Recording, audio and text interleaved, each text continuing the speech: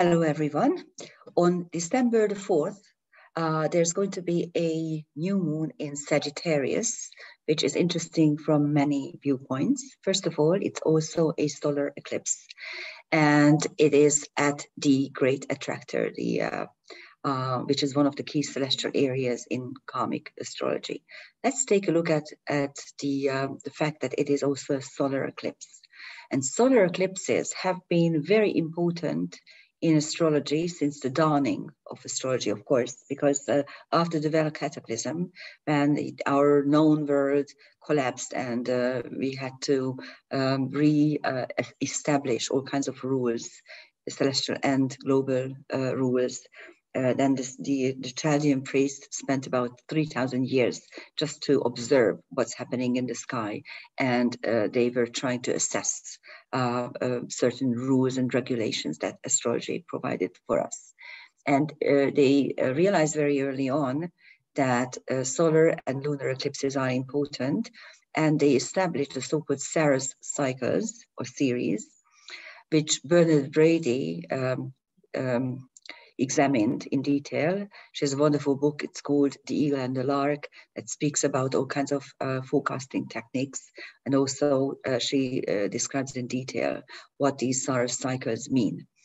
The one that we are going to have on this particular new moon is Saros cycle South 5 or 5 South. I don't exactly know what it, how you pronounce it, but this is it. This is what she says about a cycle. By the way, Saros cycles are lasting for about 1,300 years.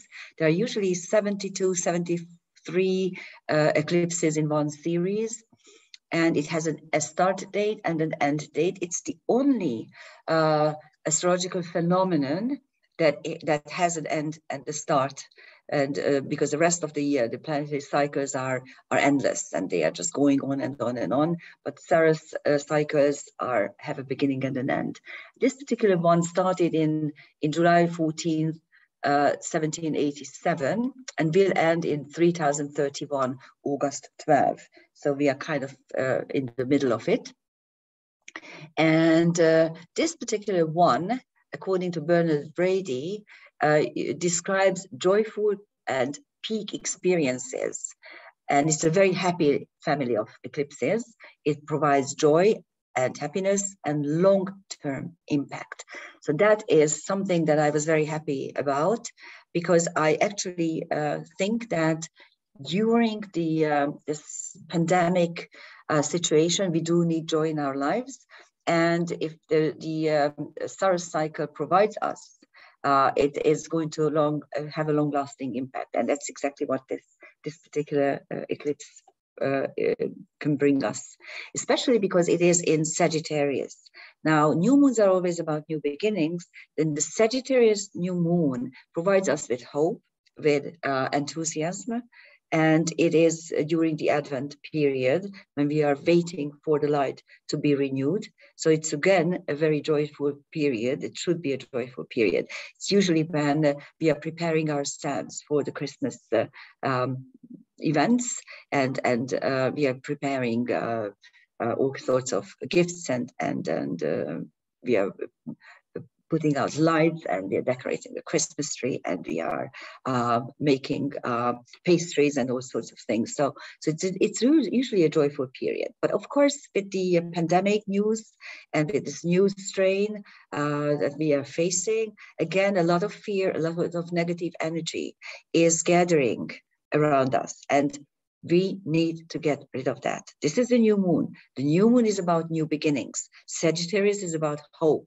And the Saros cycle, South 5, provides us with joy. Okay, so this is it. But of course, there are other features in this new moon. I prepared a chart for Budapest. So you need to add or distract some degrees, time of it. But in the Budapest chart, we can use it really because the descendant and the midheaven will be different. For instance, if you change it for London or whatever, but it's just didn't have the time to redo this.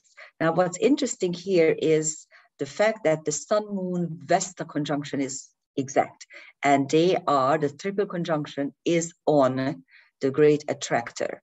Now, what is the Great Attractor? It is the center of Laniakea, which is a cluster of super galaxies, a cluster of galaxies, I don't know how many, really a lot, out of which the Milky Way is one. So it's really our family galaxy, in which our own galaxy is part of.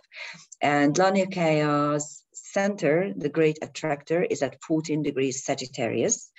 And we give about 2 to 2.5 degree orb to these so-called key celestial areas in transcendental karmic astrology. What does the Great Attractor provide us?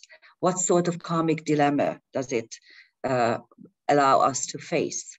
Well, it's about fate and free will, the dilemma of fate and free will. What does this suggest? Well, there's all sorts of craziness in the world. The powers that be want us to be very, very scared for our lives, and they really antagonize people.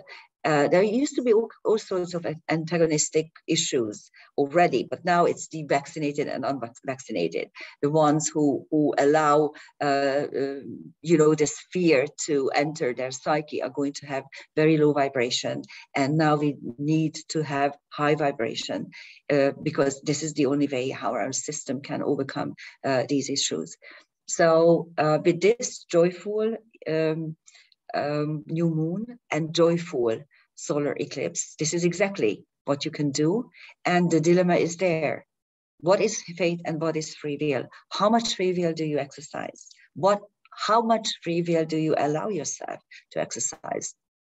I spoke to you about this, that there's a free will aspect, Mars Uranus, especially when you have a conjunction, a trine, a sextile, a bidirectional quincunx, or any of the so-called quintile series or the septile series. Those are very beneficial. Also the parallel and the contraparallel. If you have a square, you do have dilemmas about fate and free will. Nevertheless, this particular new moon gives you the choice whether you are going to give in to the lack of free will, give in to some sort of destiny that others are going to put on you or push on you, or you're going to be able to exercise your free will. And the new moon, the power of the new moon allows you just that.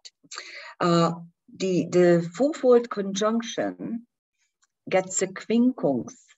Yes, quincunxes, multiple quincunxes from Uranus. Mercury is a little bit out of orb, of course, but the triple conjunction kind of blends it in. So this is what you have. The Sun Moon is on Vesta, conjunct Vesta, which means you can focus on the new issues, you can focus on freedom and the exercise, how you exercise your free will, and with Mercury you can understand. And Uranus retrograding in Taurus provides the ability to change, to make the necessary changes. There's another configuration which I dubbed Christmas tree, because it does have this little Christmas tree form. It consists really of a harmony triangle and a T-square, cardinal T-square. The cardinal T-square portion is something that we have known for the last 1.5 years. The basis is the Pluto-Uranus cardinal square, which is getting luckily out of orb nicely, because Aries is retrograding and Pluto is going forward, and next year it will be around 27-28 degrees Capricorn. So it's moving away from the exact cardinal square that we had this year. Venus is moving in. It makes an exact square with Aries. The Pluto-Venus conjunction, according to Judy Hall, can be described as there will never be enough. So she called it an emotional black hole, or some sort of black hole where love gets sucked in and disappears. But also in modern business astrology, Venus Pluto is about big business. It's about how you make a lot of money, how you can actually become very successful. And in karmic astrology, we do acknowledge the emotional black hole energy, but at the same time, we also say that this is what you can transform your harmony or your money situation by allowing the transformation to happen. It's at the apex of the T-square, and the other portion is Hygeia in Libra, which means you should put things in order, you should create sacred spaces, and you should create health. Health is the key here. Stay healthy, okay? Eat well, exercise, go for walks, air the room frequently, allow fresh air to come in and fresh ideas to enter your psyche. And with the harmony triangle, you have Mars in Scorpio, trining Neptune. This is the what I call the Grail, the Holy Grail aspect, the Grail night aspect.